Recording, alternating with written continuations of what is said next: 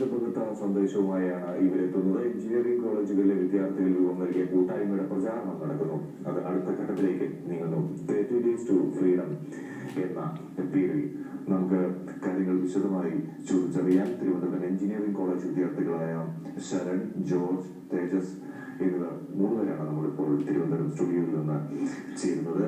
മൂന്നുപേർക്കും സ്വാഗതം പുലർവേളയിലേക്ക്.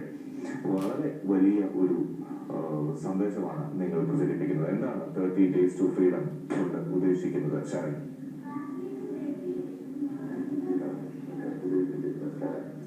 ശരിക്കും പറഞ്ഞ ഒരു emerging Kerala chief minister Oommen Chandy പറഞ്ഞിരുന്നു, ഇങ്ങനെയാണ് ഒരു 1 month നമ്മൾ കോളേജിലുള്ള സ്റ്റുഡന്റ് ഓൺടർപ്രണേഴ്സിന് വേണ്ടി ഒരു ഭയങ്കര ഒരു ലോ, ഒരു ലാൻഡ്മാർക്ക് ലോ ആണ് ഇറക്കാൻ പോകുന്നത്. What is going to happen എന്ന് വെച്ചാൽ ഈ കോളേജ് ഓൺടർപ്രണേഴ്സിന് വേണ്ടി 20% duty leave and 4% grace marks എന്ന് പറഞ്ഞ ഒരു സ്റ്റേറ്റ്മെന്റ് ആണ് അവിടെ എമർജിംഗ് കേരളയിൽ പറഞ്ഞിരുന്നത്. അപ്പൊ ഇത് കണ്ടപ്പോൾ നമ്മുടെ സ്റ്റുഡന്റ് ഓൺടർപ്രണർ കമ്മ്യൂണിറ്റി ഭയങ്കര എക്സൈറ്റ്മെന്റ് ഉണ്ടായി. ഇതുപോലെ ഈ സംഭവം ആക്ച്വൽ ലോയിലേക്ക് കൺവേർട്ട് ചെയ്യണം എന്നുള്ള ഒരു ആഗ്രഹം വെച്ചിട്ടാണ് നമ്മൾ ഈ ക്യാമ്പയിൻ തുടങ്ങിയത്. അപ്പൊ നമ്മള് കോളേജ് വെച്ചാൽ ട്രിവാൻഡ്രത്തിലാണ് ഈ ക്യാമ്പയിൻ ഫേസ്ബുക്ക് പേജ് വഴി തുടങ്ങിയത്. ആൻഡ് നമ്മൾ ഇത് നോക്കുമ്പോൾ ഒരു 20 days അത് ഇപ്പൊ 89 കോളേജസിലാണ് ക്യാമ്പയിൻ എത്തിയിട്ടുണ്ട്. അപ്പൊ അത് ആ ഒരു ക്യാമ്പയിൻ വൈറാലിറ്റിയാണ് നമ്മളിപ്പോൾ കണ്ടിട്ടുള്ളത്. നമ്മൾ ഈ ഒരു മാസം കഴിഞ്ഞ് 30 Days to Freedom ഒരു മാസം കഴിഞ്ഞ് ഈ റിസൾട്ട്സ് നമ്മൾ ചീഫ് മിനിസ്റ്ററിനോട് കാണാൻ പോകുന്നത്. അപ്പൊ ചീഫ് മിനിസ്റ്ററിന്റെ ഈ സാധനം കാണുമ്പോൾ we hope that he will be able to convert it immediately into an actual law. ഇതാണ് നമ്മൾ ആഗ്രഹിക്കുന്നത്. ജോർജ്, എങ്ങനെയാണ് ഇത് നിങ്ങൾ കൂടുതൽ കുട്ടികളിലേക്ക് എത്തിക്കുന്നത്? നിങ്ങൾ നേരിട്ട് പ്രചാരണത്തിന് ഇറങ്ങുകയാണോ അതോ ഫേസ്ബുക്ക് മാത്രമാണോ നിങ്ങളുടെ ഒരു മീഡിയ?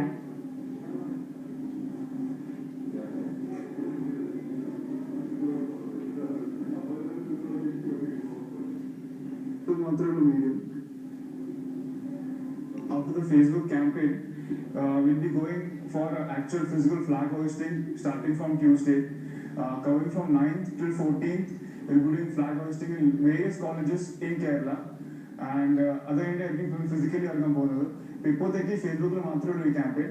പിന്നെ അത് കഴിഞ്ഞിട്ട് 9 to 14 ഫിസിക്കലി എല്ലാ കോളേജസിലും നമ്മൾ ഈ ഫ്ലാഗ് ഹോസ്റ്റ് ചെയ്യുമായിരിക്കും.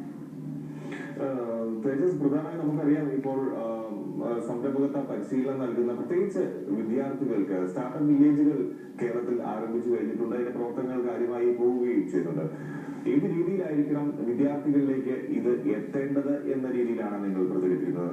പ്രത്യേകിച്ച് ഇപ്പോൾ വിദ്യാർത്ഥികൾക്ക് മറ്റ് ഇളവുകൾ, മാർക്കിളവും അല്ലെങ്കിൽ അറ്റൻഡൻസ് ഇളവുകളും ഒക്കെ നൽകുന്നുണ്ട്. അതോടൊപ്പം തന്നെ ഏത് രീതിയിലാണ് കൂടുതൽ വിദ്യാർത്ഥികളെ ഇതിലേക്ക് കൊണ്ടുവരേണ്ടത് എന്നാണ് നിങ്ങൾ ഇതിനോടൊപ്പം തന്നെ ഈ പ്രചാരണത്തിൽ ലക്ഷ്യമിടുന്ന കാര്യം?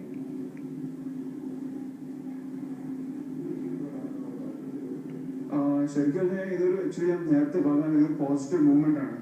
അപ്പൊ ഇത് ആ രീതിയിൽ മാത്രമേ എടുക്കാവൂ. അതായത് ഇപ്പോൾ 20% അറ്റൻഡൻസ് 4% ഗ്രേസ് മാർക്സ് കൊടുത്തു കഴിഞ്ഞാലും ഇപ്പോൾ people who have ideas, they are coming ahead with their ideas. It should be ensured that people who have ideas are given the right opportunity to convert their ideas into reality. And that ഇങ്ങനത്തെ ഒരു startup village അല്ലെങ്കിൽ ഏതൊരു incubation company should ensure that the people are actually doing their work.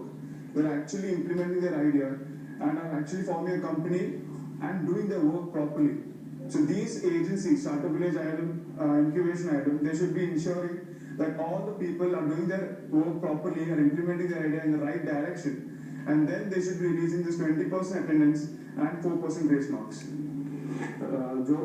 Incubator അല്ലെങ്കിൽ startup village സാധാരണ പഠിത്തമൊക്കെ കഴിഞ്ഞാണ് ജോലിയിലേക്ക് തിരിയുന്ന ഒരു സാഹചര്യം ഉണ്ടാവുന്നത്. ഇപ്പോൾ പഠനത്തോടൊപ്പം ഇത്തരത്തിലൊരു സംരംഭകത്വ രീതിയിലേക്ക് മാറുമ്പോൾ അതിന് പ്രയോജനങ്ങൾ എത്രമാത്രം ഉണ്ട്, അല്ലെങ്കിൽ അത് വിദ്യാഭ്യാസത്തെ ബാധിക്കാതെ തന്നെ അത് രണ്ടും ഒരുപോലെ എങ്ങനെ കൊണ്ടുപോകാൻ കഴിയുമെന്നാണ് വിശ്വാസം?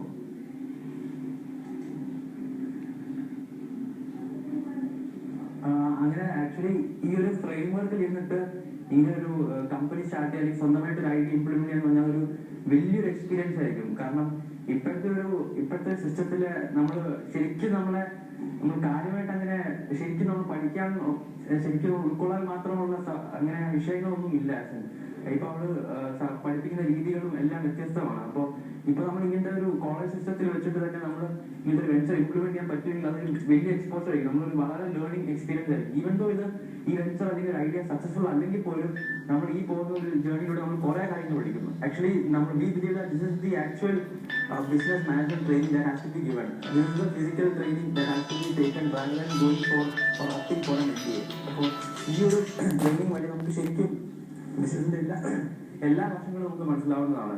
അപ്പോൾ ഇത് നമ്മൾ കുറച്ചും കൂടെ റിസ്ക് എടുക്കാനും നമ്മളെ കുറച്ചും കൂടി strong and decision making skills നമുക്കൊക്കെ ഇമ്പാർട്ട് ചെയ്യുന്നതാണ്. അപ്പൊ ഇവന്തോ ഇത് ഫെയിൽ ആയാൽ പോലും നമുക്കത് ഇത് നമ്മുടെ ഒരു റെസ്യൂമിൽ അല്ലെങ്കിൽ നമ്മുടെ പ്രൊഫൈലിൽ ഒരു ഹ്യൂജ് ബൂസ്റ്റ് ആയിരിക്കും നമ്മളിങ്ങനെ ഒരു കമ്പനി അല്ലെങ്കിൽ ഇനിഷ്യേറ്റീവ് എടുത്ത് ഇറങ്ങി എന്നുള്ളത്. അപ്പൊ ആ രീതിയിലാണെങ്കിലും ഇത് വളരെയധികം പ്രയോജനപ്പെടും. നമ്മൾ വേറെ സെറ്റ് ഓഫ് സ്കിൽസ് ആണ് ഇതുവഴി നമ്മൾ ഇമ്പ്രൂവ് ചെയ്യാൻ നോക്കുന്നുണ്ട്. സരൺ, പ്രത്യേകിച്ച് ഇപ്പോൾ കോളേജ് സ്റ്റുഡൻസ് ഈ ഒരു രംഗത്തേക്ക് സംരംഭകത്വ രംഗത്തേക്ക് വരുമ്പോൾ എന്ത് പ്രോഡക്റ്റ് അല്ലെങ്കിൽ കമ്മോഡിറ്റി ബേസ് ഏത് രീതിയിൽ ചെയ്യാൻ കഴിയുമെന്നാണ് വിശ്വാസം.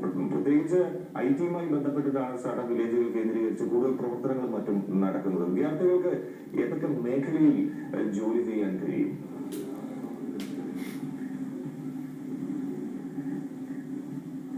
ഒരു വിദ്യാർത്ഥി എടുത്താൽ പുള്ളിയുടെ ഇപ്പൊ നമ്മൾ യൂത്തിനെടുത്ത ഇമാജിനേഷൻ ഒരു ഇൻഫിനിറ്റ് രീതിയിലേക്ക് പോകാൻ പറ്റും.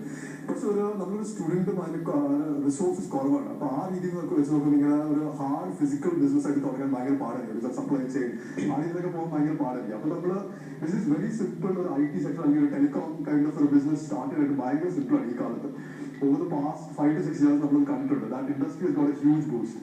മാത്രമല്ല ഈ അമേരിക്കയിലെ ഈ Silicon Valley kind of model ഇവിടെ കൊണ്ടുവരണമെങ്കിൽ ആ യൂത്തിനെ കൊണ്ട് മാത്രമേ പറ്റുള്ളൂ. സോ റൈറ്റ് നൗ ഈവൻ ഈ 30 days to freedom കൊണ്ട് ഒരു 3 months to 4 months ചേഞ്ച് കണ്ടു. Looking at 5 years to 10 years down the lane, Kerala could be becoming the next Silicon Valley. നമ്മൾ ആ ഒരു ഭയങ്കര ആംബിഷ്യസ് ആഗ്രഹമാണ് നമ്മൾ ഇറങ്ങിയിട്ടുള്ളത്. And that should happen. കാരണം ഉണ്ടാവണമെങ്കിൽ ഈ യൂത്തിനെ പവർ വെച്ച് മാത്രമേ പറ്റുള്ളൂ. കോളേജ് ക്ലാസ് റൂംസിൽ നമ്മളിങ്ങനെ കുടുങ്ങിയെടുത്തൊരു കാര്യമില്ല. We have to be able to get out an imagination ഉള്ള ആൾക്കാരെ should be able to convert that into reality. Only then can we expect that Kerala and India will be able to reach the heights it deserves to reach. വലിയൊരു സന്ദേശമാണ് നിങ്ങൾ എത്തിക്കാൻ ശ്രമിക്കുന്നത്. ശരൺ ജോസ്, ഒപ്പം പ്രത്യേകിച്ച് എല്ലാ ആശംസകളും നിങ്ങളുടെ ഈ ഒരു പദ്ധതിക്ക് പ്രചാരണത്തിന് നൽകുകയാണ്. കൂടുതൽ യുവാക്കൾ വിദ്യാർത്ഥികൾ രംഗത്തേക്ക് വരട്ടെ എന്ന് ആശംസിക്കുകയും ചെയ്യുന്നു. ഇന്നലെ ക്രിക്കറ്റ് വിശേഷ